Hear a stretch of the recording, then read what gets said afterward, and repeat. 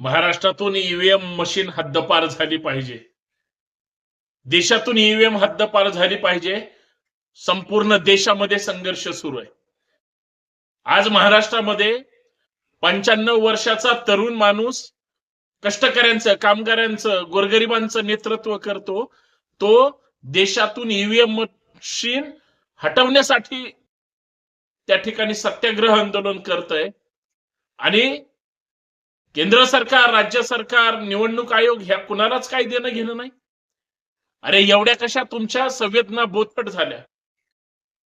बाबा आढावांना EVM machine बंद करून स्वतःचा त्यांचा काय फायदा आहे का?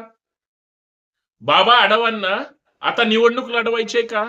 बाबा आढाव का ईव्हीएम मशीनच्या पाठीमागे लागलेत? बाबा आढावांना या देशाची लोकशाही मान्य नाही का?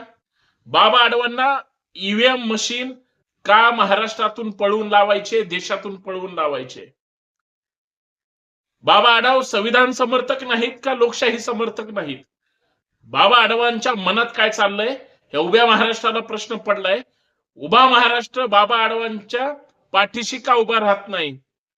लोकांच्या जे मनात आहे ते ओठावर का येत नाही? लोक जर बाबा आढावांचं आंदोलन चांगलं म्हणत असतील, हजारोंच्या संख्येने लोक का नाहीत? लोकांना जर बाबा आढावांचं आंदोलन हे चुकीचे वाटत असेल तर मग एवढे नेते इथं येऊन पाणी का भरतात? उद्धव ठाकरेंना काम नाही का?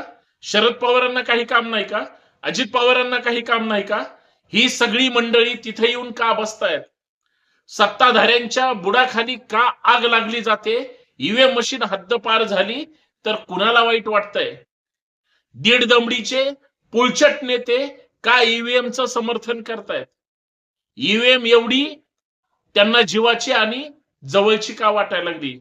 माणसं त्यांना का जवळची वाटत आहेत? या सगळ्या प्रश्नाची उत्तर आपल्याला शोधायचे. आपण मित्रांनो या निमित्तानं चर्चा करतोय.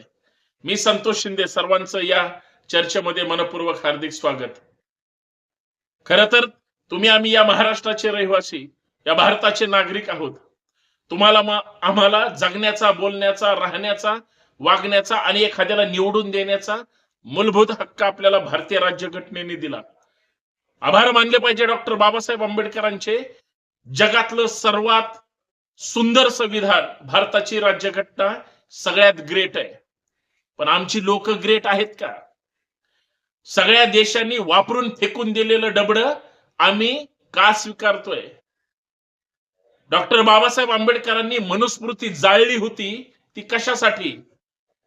आणि भारतीय राज्यघटना